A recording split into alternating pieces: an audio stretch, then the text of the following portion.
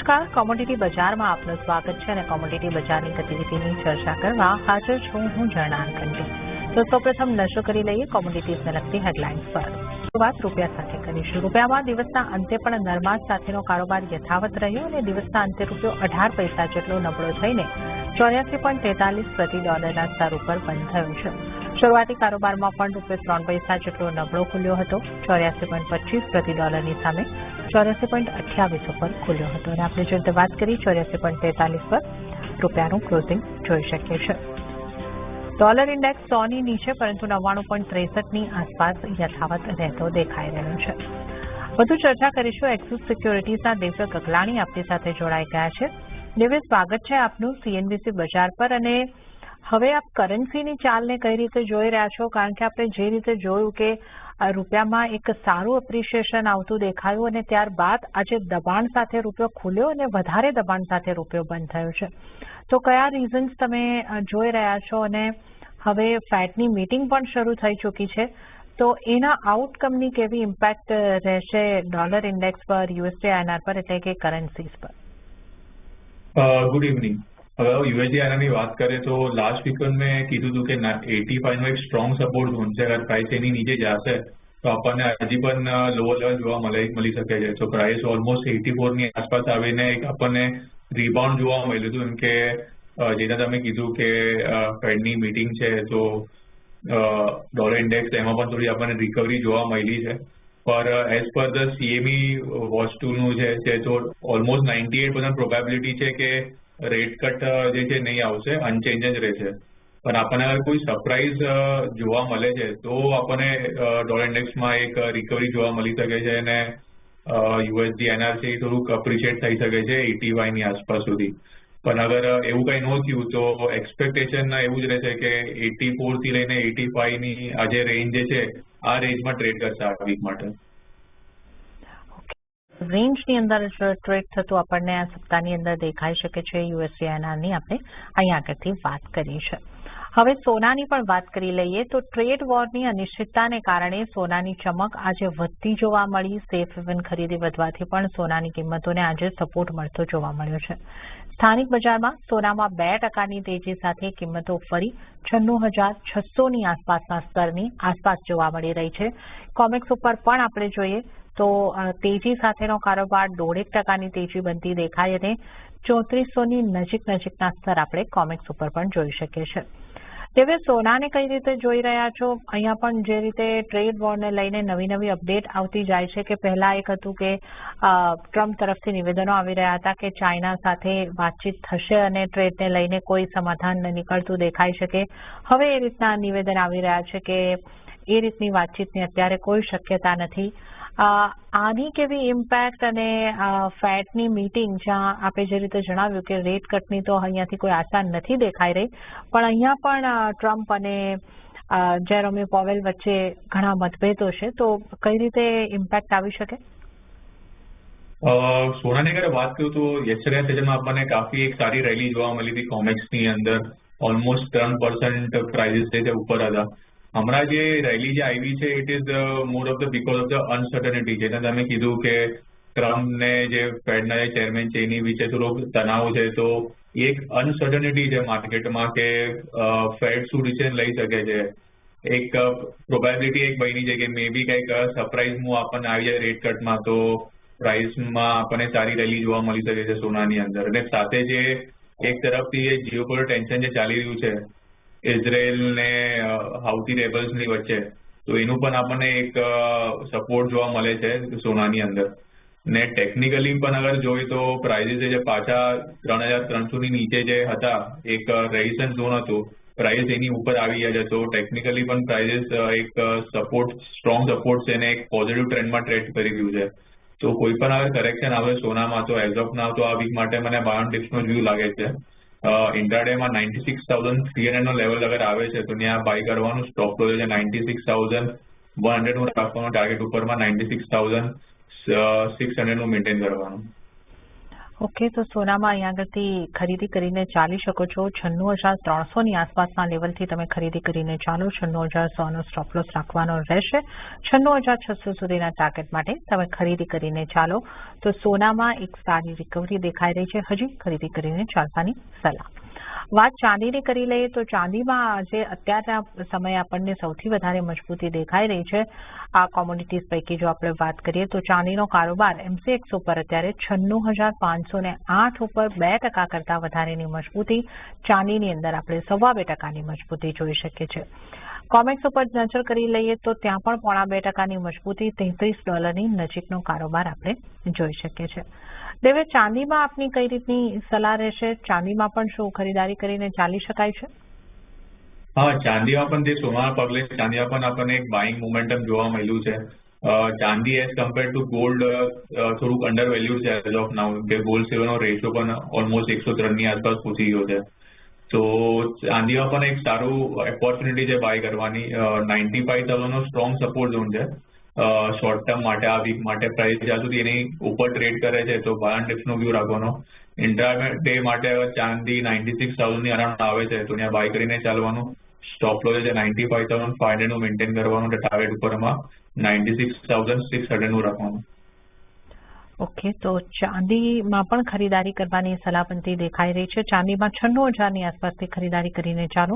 95,500નો stop loss અને target 96,600ના ચાંદી માટે પણ બનતા દેખાઈ શકે છે. તો સોના ચાંદી બંનેની અંદર 96,600ના ટાર્ગેટ બનતા જોઈ શકો છો. ખરીદારી કરીને ચાલો. આ સલાહ દિવ્ય તરફથી બનતી દેખાઈ રહી છે. અને આ સાથે જ હાલ સમય થઈ રહ્યો છે એક બ્રેક લેવાનો, તો અહીંયા આગળ લઈશું એક નાનકડો બ્રેક અને બ્રેક બાદ અન્ય કોમોડિટીઝની ચર્ચા બાદ દિવ્ય તકલાણી સાથે કોમોડિટી બજાર શોમાં આગળ વધીશું.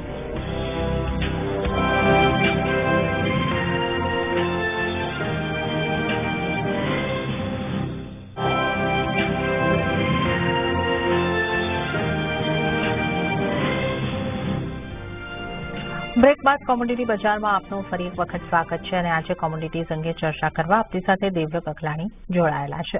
ક્રૂડના કારોબારની અહીં આગળથી વાત કરી લઈએ તો ક્રૂડમાં પણ આજે રિકવરી આવતી દેખાય છે. ગઈકાલે જે રીતનો ઘટાડો જોયો હતો તે બાદ આજે સારી રિકવરી. જીઓપોલિટિકલ ચિંતાઓ વધતા ક્રૂડમાં તેજી પરત ફરતી જોવા મળી છે.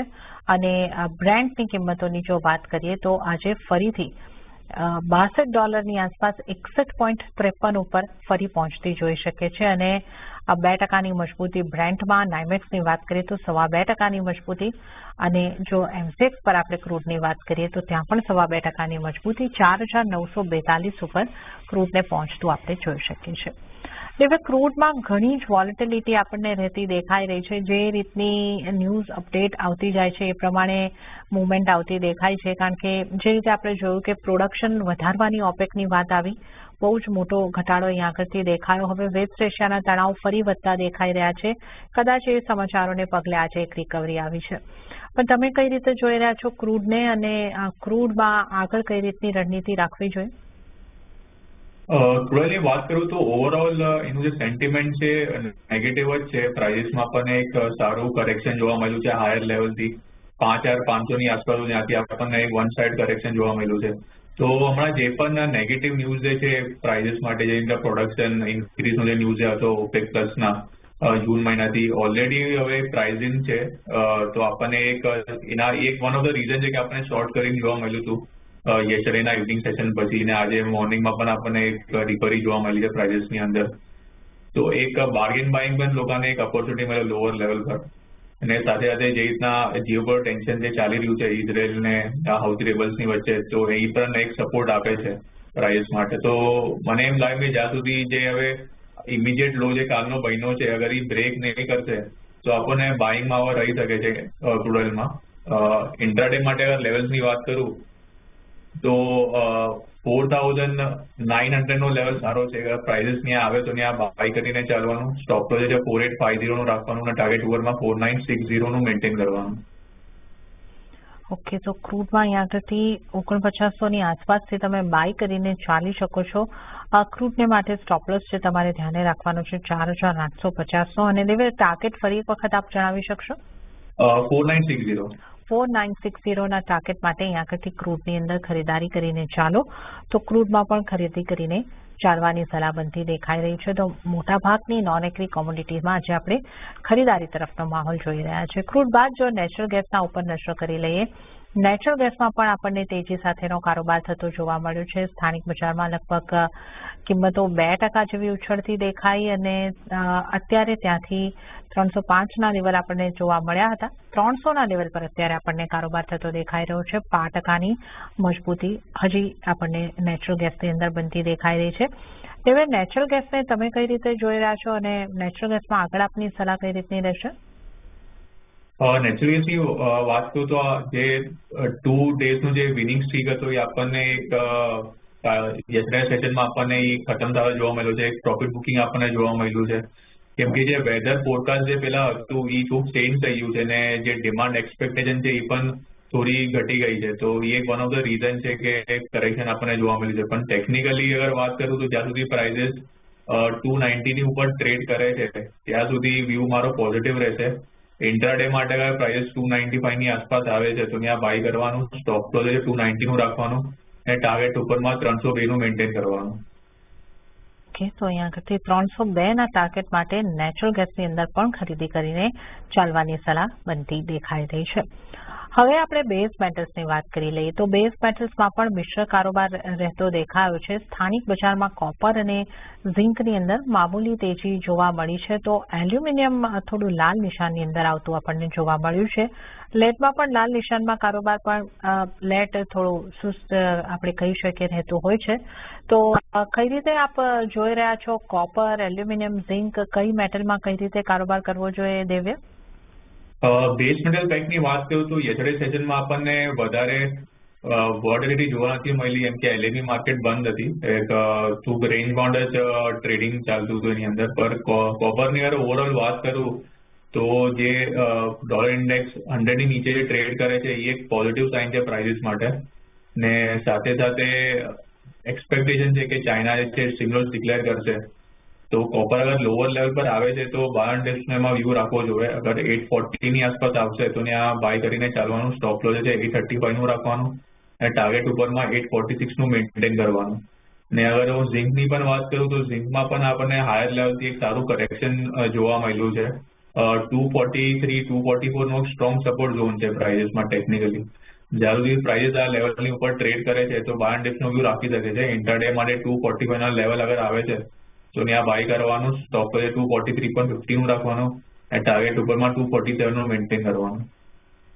ઓકે, તો અહીંયા આગળથી કોપર અને ઝિંક પર ખાસ ફોકસ કરવો, ખરીદી કરીને ચાલવાની સલાહ બની રહી છે. કોપર માટે આ 846ના ટાર્ગેટ તમને બનતા દેખાઈ શકે છે અને ઝિંકની જો અહીંયા આગળથી વાત કરીએ તો 245 ખરીદો, 243.50નો સ્ટોપ લોસ અને ટાર્ગેટ 247ના બનતા દેખાઈ શકે છે. તો આ આપણે મેટલ્સની પણ ખાસ ચર્ચા કરી છે.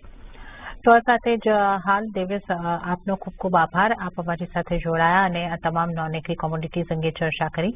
આપનો આભાર.